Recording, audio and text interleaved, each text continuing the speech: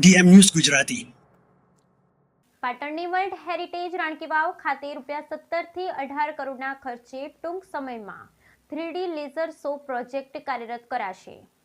પાટણની world heritage રાણકી વાવ ખાતે ₹17 થી 18 કરોડના ખર્ચે ટૂંક સમયમાં 3D લેઝર શો પ્રોજેક્ટ કાર્યરત કરાશે.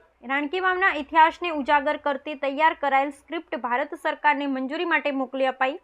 3D લેસર શો પ્રોજેક્ટને લઈ રાણકી વાવ પરિસર ખાતે 10 લેસર પ્રોજેક્ટ સાથે પાથવે લાઇટિંગ અને અલાયદો કંટ્રોલ રૂપ કાર્યરત બનાવાયો. પાટણ શહેરની વિશ્વ ધરોહર રાણકી વાવ જે વાર્ષિક આશરે 3.5 થી 4 લાખ પ્રવાસીઓને આકર્ષે છે, ત્યારે રાણકી વાવ ખાતે આવતા મુલાકાતીઓ માટે એક નવું આકર્ષણ ઊભું કરવામાં આવનાર છે અને હાલમાં તે આકર્ષણની કામગીરી યુદ્ધના ધોરણે રાણકી વાવ પરિસરમાં ચાલી રહી હોવાનું જાણવા મળ્યું છે. ગુજરાત પ્રવાસન વિભાગ દ્વારા પર્યટકોને આકર્ષવા માટે રાણકી વાવ ખાતે અંદાજિત ₹17 થી 18 કરોડના ખર્ચે 3D પ્રોજેક્શન, મેપિંગ શો અને હેરિટેજ લાઇટિંગ નામનો પ્રોજેક્ટ અમદાવાદની જાણીતી ઓરા બ્રાઇટ લાઇટ એજન્સી દ્વારા શરૂ કરવામાં આવ્યો છે. પાટણની વર્લ્ડ હેરિટેજ રાણકી વાવને નવું રંગરૂપ આપવા અને સમગ્ર ભારતમાં સૌપ્રથમવાર રાણકી વાવમાં રંગબેરંગી laser lighting show, monument lighting સાથે 3D પ્રોજેક્શન મેપિંગ સાથેનું સાઉન્ડ સિસ્ટમ કાર્યરત કરવા ભારત સરકારના પુરાતત્વ વિભાગ અને ગુજરાત રાજ્યના પ્રવાસન વિભાગ દ્વારા કામગીરી શરૂ કરવામાં આવી છે. અંદાજિત ₹17 થી 18 કરોડના ખર્ચે ઐતિહાસિક રાણકી વાવ પરિસરને રંગબેરંગી લેસર લાઇટિંગ શો અને 3D પ્રોજેક્શન મેપિંગ સાથે રાણકી વાવની ઐતિહાસિક પ્રતિમાઓને મોન્યુમેન્ટ લાઇટિંગથી જગમગાવવામાં આવશે, જેના થકી પાટણની વર્લ્ડ હેરિટેજ રાણકી વાવનો વિકાસ થશે. સાથે સાથે દેશ વિદેશમાંથી આવતા પર્યટકોને પણ આ રાણકી વાવનો રાત્રિ નજારો જોવાનો લાહવો મળશે. તો પાટણ શહેરમાં રાત્રિ દરમિયાન નાસ્તા પાણીના વ્યવસાય સાથે સંકળાયેલા લોકોને પણ રોજગારીની વધુ તકો સાંપડશે તેવી આશા વ્યક્ત કરવામાં આવી છે.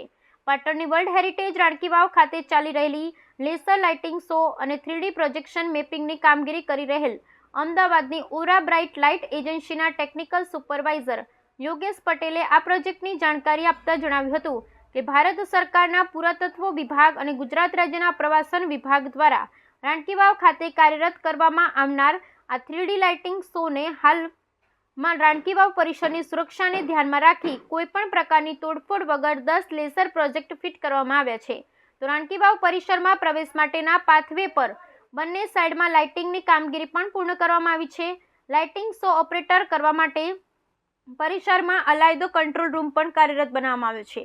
તો આ 3D લેસર શો દ્વારા રાણકી વાવ પરિસરમાં આવેલ વિવિધ ઐતિહાસિક પ્રતિમાઓની માહિતી સાથે રાણકી વાવના ઇતિહાસની ડોક્યુમેન્ટરી વોઇસ ઓવર સાથે દર્શાવવામાં આવશે. જે ડોક્યુમેન્ટરીની સ્ક્રિપ્ટ રાણકી વાવના ઇતિહાસમાંથી તૈયાર કરી હાલમાં ભારત સરકારના અભિપ્રાય અને મંજૂરી માટે મોકલવામાં આવી છે.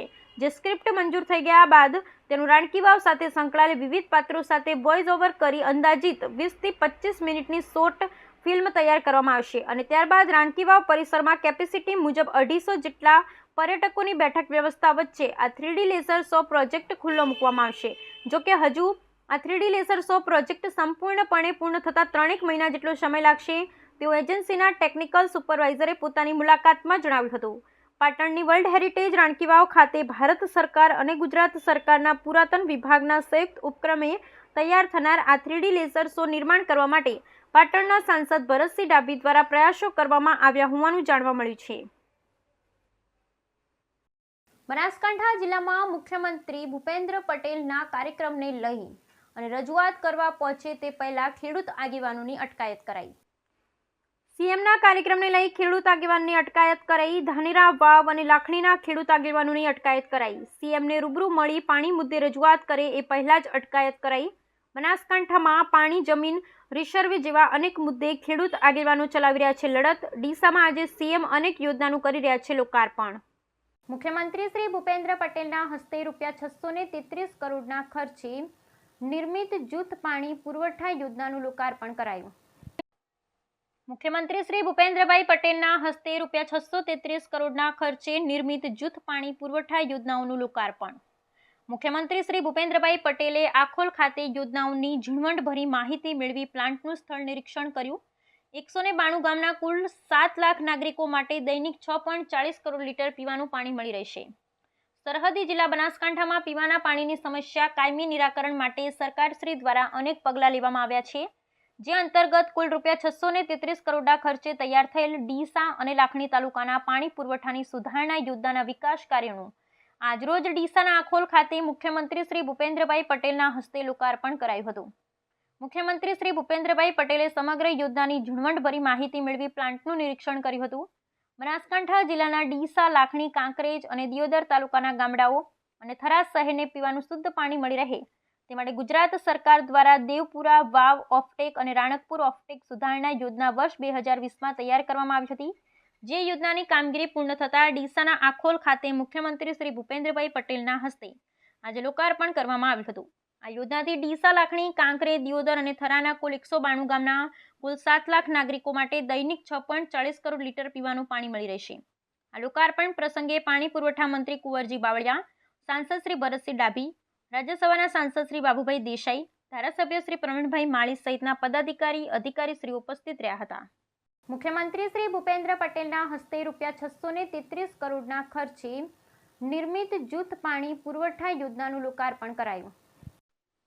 રાજકોટ જિલ્લાના ઉપલેટા નગરપાલિકા અને અર્બન સેન્ટર અને મેડિકલ ઓફિસરના સહયોગથી સફાઈ મિત્ર સુરક્ષા શિબિર યોજાઈ. ભારત સરકાર દ્વારા સ્વચ્છતા હી સેવા 2024ના ભાગરૂપે તેમાં સ્વચ્છ ભારત મિશનના 10 વર્ષની ઉજવણી નિમિત્તે તારીખ 17 સપ્ટેમ્બરથી તારીખ 2 ઓક્ટોબર દરમિયાન સ્વચ્છતા પખવાડિયાનું આયોજન કરવામાં આવેલ. તે અંતર્ગત ઉપલેટા નગરપાલિકા દ્વારા સફાઈ મિત્ર સુરક્ષા શિબિરનું આયોજન Upleta urban centre Dwarkadhish society ખાતે મેડિકલ ચેકઅપ કરવામાં આવ્યું. આ અવસરે મોટી સંખ્યામાં સફાઈ કામદારો જોડાયા. આ કેમ્પમાં BP, diabetes, haemoglobin, skin problem વગેરે ચેકઅપ કરવામાં આવેલ. આ કાર્યક્રમમાં સફળ બનાવવા ચીફ ઓફિસર શ્રી તેમજ નગરપાલિકાના કર્મચારીઓ અને સદસ્યો ઉપસ્થિત રહ્યા. Bureau report Bhavesh Gohil, Upleta. Chief officer Upleta નગરપાલિકા આજરોજ સ્વચ્છતા હી સેવા સરકારશ્રીના જે કાર્યક્રમ અંતર્ગત નગરપાલિકાના તમામ સફાઈ કામદારો, અર્બન હેલ્થ સેન્ટરના મેડિકલ ઓફિસર્સના સહયોગથી આ તમામ સફાઈ કામદારોનું મેડિકલ ચેકઅપ થાય તે માટે કેમ્પનું આયોજન કરવામાં આવે છે. આ કેમ્પમાં સફાઈ કામદારોનું બીપી, શુગર, જરૂર જણાયે હિમોગ્લોબિન ટેસ્ટ વગેરે ટેસ્ટિંગ કરી તેમજ કોઈને સ્કિનની તકલીફ હોય તો તેમને સ્પેશિયાલિસ્ટ ડૉક્ટર પાસે પણ આપણે પ્રિફર કરવાનું એક આયોજન કરેલ છે.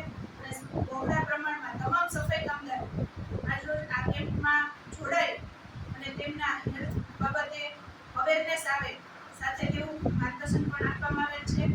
અને આ કાર્યક્રમને અર્બન હેલ્થ સેન્ટરના મેડિકલ ઓફિસર દ્વારા સફળતાપૂર્વક આયોજન કરવામાં જે સહભાગી બનેલ છે તે માટે તેમનો પણ આભાર. પાટણ શહેરમાં બપોરના સમયે TB3 રસ્તા નજીક ચા પાણી કરી રહેલા કોલેજિયન 2 યુવક પર 15 થી 18 લોકોના ટોળાએ આવી અને આ 2 યુવક પર હુમલો કર્યાની ઘટના સામે આવી. પાટણ શહેરમાં બપોરના સમયે TB3 રસ્તા નજીક ચા પાણી કરી રહેલા કોલેજિયન 2 યુવક પર 15 થી 18 લોકોના ટોળા દ્વારા આવીને હુમલો કર્યો હતો. જેમાં એક યુવકને હાથના ભાગે છરીના 2 ઘા વાગ્યા હતા. આ લોકો બંને વિદ્યાર્થીઓને બચાવવા માટે દોડધામ કરી અને હેમચંદ્રાચાર્ય યુનિવર્સિટી કેમ્પસમાં દોડી આવ્યા હતા. તેમની પાછળ 8 થી 10 યુવાનો બાઇક પર સવાર થઈ પીછો કરીને આવ્યા. વહીવટ ભવન નજીક પહોંચતા બંને વિદ્યાર્થીઓને પકડી યુવકોના ટોળાએ ફરીથી હુમલો કર્યો હતો. તે ઘટનાને પગલે આસપાસના વિદ્યાર્થીઓ મારતા છોડાવ્યા તેમજ શરીરે ઈજાઓ પહોંચેલ હોય તાત્કાલિક જનતા હોસ્પિટલમાં સારવાર અર્થે ખસેડ્યા હતા. અને ઘટનાના પગલે પોલીસને જાણ કરતા પોલીસ દોડી આવી હતી. હુમલો કરનાર યુવકોના ટોળા પૈકી 3 થી 4 યુવકોને અન્ય વિદ્યાર્થીઓએ પકડી રાખ્યા હતા. જોકે પોલીસે આવીને પકડી હથિયાર સાથે પોલીસ મથક લઈ જઈ અને વધુ તપાસ હાથ ધરી હતી. ઈજાગ્રસ્ત યુવકે જણાવ્યું હતું કે મને ઝઘડા બાબતે કોઈ ખ્યાલ જ નથી. હું તો માત્ર હોટેલે ચા પીવા જતો હતો અને તે દરમિયાન ઝઘડો ચાલુ હતો. સાઈડમાંથી પસાર થવા જતા એક યુવકે મારી ઉપર છરીથી હુમલો કરી દીધો હતો. કોંગ્રેસ નેતા રાહુલ ગાંધીએ અમેરિકાના એક કાર્યક્રમમાં જઈ SC/ST OBCના અનામત વિરોધી જે વાત કરી તેના વિરોધમાં ગુજરાત રાજ્યમાં 41 જગ્યાએ ધરણા કાર્યક્રમ થઈ રહ્યા છે. જેના ભાગરૂપે પાટણના બગવાડા દરવાજા ખાતે SC/ST OBC ભાજપ મોરચા દ્વારા પણ ધરણા યોજાયા. કોંગ્રેસના નેતા રાહુલ ગાંધીએ તાજેતરમાં જ અમેરિકાના પ્રવાસ દરમિયાન કેન્દ્રમાં તેમની સરકાર આવશે તો એસસી એસટી ઓબીસીની અનામત રદ કરીશું તેવું નિવેદન આપ્યું હતું. રાહુલ ગાંધીના નિવેદનને દેશભરમાં વખોડવામાં આવી રહ્યું છે, જે અંતર્ગત આજરોજ ગુજરાત રાજ્યમાં 41 જગ્યાએ ધરણા કાર્યક્રમનું આયોજન કરવામાં આવ્યું છે, જેના ભાગરૂપે પાટણ શહેરના બગવાડા દરવાજા ખાતે એસસી એસટી ઓબીસી ભાજપ મોરચા દ્વારા ધરણા કરવામાં આવ્યા હતા. દૂધસાગર ડેરી મહેસાણાના ચેરમેન અશોકભાઈ ચૌધરીએ જણાવ્યું હતું કે કોંગ્રેસની માનસિકતા જવાહરલાલ નહેરુને લઈ અને રાહુલ ગાંધી સુધી અનામત વિરોધી છે. જવાહરલાલ નહેરુએ વડાપ્રધાન હતા ત્યારે અનામત રદ કરવા તમામ રાજ્યોને પત્ર લખ્યો હતો. ત્યારે ઇન્દિરા ગાંધીએ પણ ઇમરજન્સી લગાવી લોકશાહીનું ખૂન કર્યું હતું. આમ અનામત વિરોધી કોંગ્રેસ સામે આજે બગવાડા દરવાજા ખાતે ધરણા કરી કોંગ્રેસની માનસિકતાના વિરોધ કાર્યક્રમનું આયોજન કરવામાં આવ્યું હતું. આ કાર્યક્રમમાં જિલ્લા ભાજપ પ્રમુખ દશરથજી ઠાકોર, મહામંત્રી ભાવેશભાઈ પટેલ, એપીએમસીના ચેરમેન સ્નેહલભાઈ પટેલ, ભાજપ બક્ષીપંચ મોરચાના પ્રદેશ મંત્રી વિનયસિંહ ઝાલા, ગંગારામભાઈ સોલંકી, પ્રવીણભાઈ પરમાર, વસરામભાઈ સોલંકી સહિત હોદ્દેદારો મોટી સંખ્યામાં હાજર રહ્યા હતા. વિદાય તો હંમેશા દુઃખદ હોય છે, ત્યારે ધાનેરા તાલુકાના આલવાડા ગામની પ્રાથમિક શાળામાં શિક્ષકોની વિદાય દરમિયાન અનોખા દ્રશ્યો જોવા મળ્યા. બાળકોની સાથે સાથે ગ્રામજનોની આંખોમાં પણ આંસુ જોવા મળ્યા. વશમી વિદાયની વેળા તો હંમેશા દુઃખદ હોય છે, ત્યારે ધાનેરા તાલુકાના આલવાડા ગામની પ્રાથમિક શાળામાં આજે શિક્ષકોની વિદાય દરમિયાન અલગ જ દ્રશ્યો જોવા મળ્યા હતા. શાળામાં ફરજ બજાવી રહેલા શિક્ષકોની અન્યત્ર બદલી થતા શાળામાં યોજાયેલ શિક્ષકોના વિદાય સમારંભમાં ન માત્ર શાળાના બાળકો પરંતુ ગ્રામજનો, વૃદ્ધો અને યુવાનોની આંખોમાં અશ્રુ સારી પડ્યા હતા. બનાસકાંઠા જિલ્લાના ધાનેરા તાલુકાનું આલવાડા ગામ આજે ગુરુ પ્રેમનું સાક્ષી બન્યું હતું. આજે આ ગામના લોકોએ ગુરુ પ્રત્યેની તેમની લાગણી પ્રદર્શિત કરતા માહોલ એકદમ ભાવુક બની ગયો હતો. આ ગામમાં આવેલી પ્રાથમિક શાળામાં છેલ્લા 20 વર્ષથી શિક્ષક તરીકે ફરજ બજાવી રહેલા પ્રતિકભાઈ પટેલ અને સ્વાતિબેન જોશીની તાજેતરમાં સરકાર દ્વારા બદલી કરવામાં આવતા આ બંને શિક્ષકોનો વિદાય સમારંભ શાળામાં યોજાયો હતો. આ વિદાય સમારંભમાં રાજકીય નેતાઓ, બીઆરસી, સીઆરસી શિક્ષકોની સાથે ગામના લોકો પણ મોટી સંખ્યામાં જોડાયા હતા. પરંતુ મહત્વની વાત તો એ હતી કે જ્યારે આ શિક્ષકો શાળાથી વિદાય લઈ રહ્યા હતા ત્યારે શાળાના બાળકોથી માંડી ગામના યુવાનો, વૃદ્ધો અને મહિલાઓની આંખોમાં આંસુ સરી પડ્યા હતા.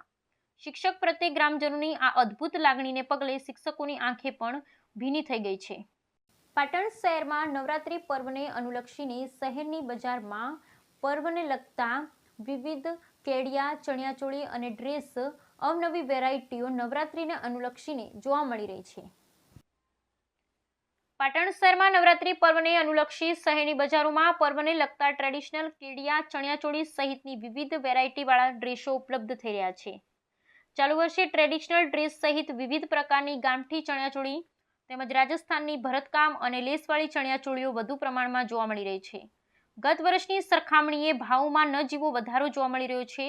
જોકે નવરાત્રી પર્વને ગણતરીના દિવસો બાકી હોવા છતાં ખરીદીમાં મંદીનો માહોલ જોવા મળી રહ્યો છે. ટ્રેડિશનલ ચણિયાચોળીની સાથે સાથે નાના યુવાન ખેલૈયાઓ માટે પણ અવનવા કેડિયા વેચાણ અર્થે જોવા મળી રહ્યા છે. આ ઉપરાંત ટ્રેડિશનલ ડ્રેસમાં મેચિંગ કરવા માટે વિવિધ પ્રકારના ઓર્નામેન્ટ પણ બજારમાં ઉપલબ્ધ થઈ રહ્યા છે. આમ શહેરના કાપડ બજારમાં ₹300 થી માંડી ₹5000 સુધીની અદ્યતન વર્કવાળી ચણિયાચોળી ઉપલબ્ધ છે.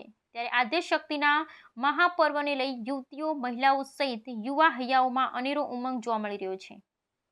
નવરાત્રી માટે તદ્દન નવો સ્ટોક આવી ગયેલો છે અને ખૂબ જ સરસ વેરાયટી છે. જયપુરની, કાઠિયાવાડી અને બેંગ્લોરની ચણિયા જેવી પુષ્કળ વેચાય છે અને દરેકની પસંદગી સારી વસ્તુમાં જ છે અને સારો ટેસ્ટ બધાને પસંદ પડે છે અને ગઈ સાલ કરતાં 10 થી 20% ભાવમાં વધારો છે. ભાભરના એસબીઆઈ બેંકના એટીએમને કોઈ અજાણ્યા ઈસમે સંપત્તિને નુકસાન પહોંચાડ્યું. એસબીઆઈ એટીએમને તોડવાનો પ્રયાસ કરાયો. ભાભરના એસબીઆઈ બેંકના એટીએમનું કોઈક અજાણ્યા ઈસમે સંપત્તિને નુકસાન પહોંચાડ્યું. ભાભરના એસબીઆઈના એટીએમને તોડવાનો પ્રયાસ કરાયો. વાત કરવામાં આવે તો સરહદી વિસ્તાર એવા ભાભર શહેરની ગત રાત્રે 26/9/2024ના રોજ ભાભર શહેરમાં હાઈવે રોડ પર આવેલા ભારતીય સ્ટેટ બેંક ભાભર શાખાના એટીએમમાં રાત્રિના 8:50 થી લઈ 8:55 સુધીના સમયમાં કોઈક એક અજાણ્યો ઈસમ લીલા કલરનું શર્ટ પહેરેલ પોતાની બાઇક લઈને આવે છે. ત્યારબાદ એટીએમમાં પ્રવેશ કરે છે. પછી તે પૈસા ઉપાડવા માટે પ્રયત્ન કરે છે. પછી તેના હાથથી જોરથી એટીએમના સ્ક્રીન પર મુક્કો મારે છે અને એટીએમને નુકસાન પહોંચાડે છે. પછી એસબીઆઈના મેનેજરને રાજેશકુમારને જાણ કરવામાં આવે છે. પછી રાજેશકુમાર ઘટના સ્થળ પર આવી તાત્કાલિક ભાભર પોલીસ સ્ટેશનમાં જાણ કરે છે. ભાભર પોલીસને જાણ થતાં ભાભર પોલીસના સ્ટાફના માણસો સાથે ઘટના સ્થળે દોડી આવી અને સીસીટીવી ફૂટેજ જોઈ વધુ તપાસ હાથ ધરી છે. સીસીટીવી ફૂટેજ જોતા એક ઈસમ પોતાની બાઇક લઈને આવે છે, પછી એટીએમ બહાર ઊભો હોય, પછી એટીએમમાં પ્રવેશ કરે છે અને પોતાના હાથ વડે જોરથી એટીએમના સ્ક્રીન પર મુક્કો મારે છે અને એટીએમને મોટા પ્રમાણમાં નુકસાન પહોંચાડે છે. એટીએમની ડિસ્પ્લે તોડી નાખે છે. એટીએમની ડિસ્પ્લે તોડી નાખવાથી બેંકના એટીએમમાંથી પૈસા ઉપાડતા માટે આવતા ગ્રાહકોને બંધ થઈ ગયા હતા અને પૈસાના ઉપાડતા ગ્રાહકોને ભારે મુશ્કેલીનો વેઠવાનો વારો આવ્યો હતો અને એટીએમ જેવી સંપત્તિને નુકસાન પહોંચાડેલ છે.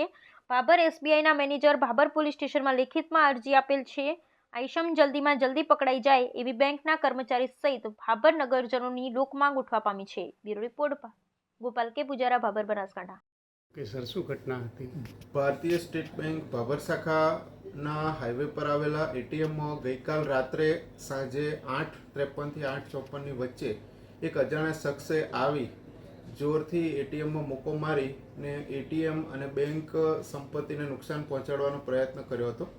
સાંજે અમને જાણ થતાં ભારતીય સ્ટેટ બેંક ભાભર શાખા બ્રાન્ચ મેનેજર તરીકે મેં ભાભર પોલીસ સ્ટેશનનો સહકાર માંગ્યો હતો, જેમાં પોલીસ સ્ટેશન દ્વારા ત્વરિત સહકાર આપી ઘટના સ્થળે તપાસ હાથ ધરી હતી અને સીસીટીવી ફૂટેજ દ્વારા જે શખ્સે નુકસાન પહોંચાડ્યું છે એની ઓળખ અને એની તપાસ હાથ ધરી અને એ શખ્સ બાઇક દ્વારા આવ્યા, એટીએમમાં પ્રવેશ કર્યો અને એટીએમના જે સ્ક્રીન છે એને તોડીને એનું સ્ક્રીન છે એને આખું તોડી નાખ્યું છે અને એને નુકસાન કર્યું છે. જે બેંક નુકસાન થયું છે અને જે ગ્રાહકો છે એટીએમ એની સેવામાં બી ઘણી બધી ખલેલ મોટી પહોંચી છે.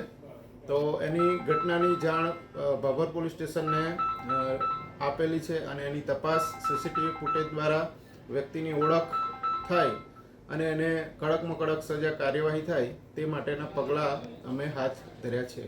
આ પહેલાં આવી કોઈ ઘટના બનેલી ખરી છે?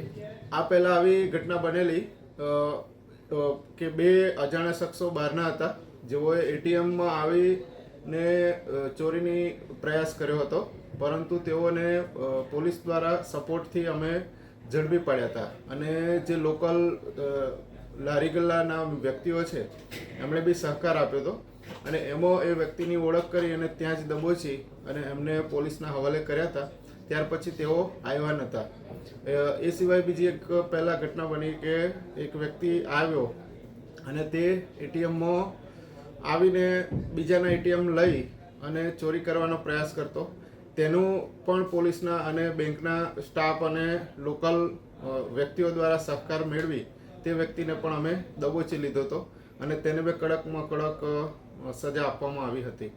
એટલે આ રીતે અવારનવાર જે ઘટનાઓ બને છે એ બેંક સેવાઓ માટે, સમાજ સેવાઓ માટે અને ભાભર લોકલ વ્યક્તિઓ માટે બી એક નુકસાનકારક બાબત છે. એટલે આવા જે અસામાજિક અજાણ્યા વ્યક્તિઓને આપણે સખત રીતે સજા આપવી જોઈએ એવું મારું માનવું છે.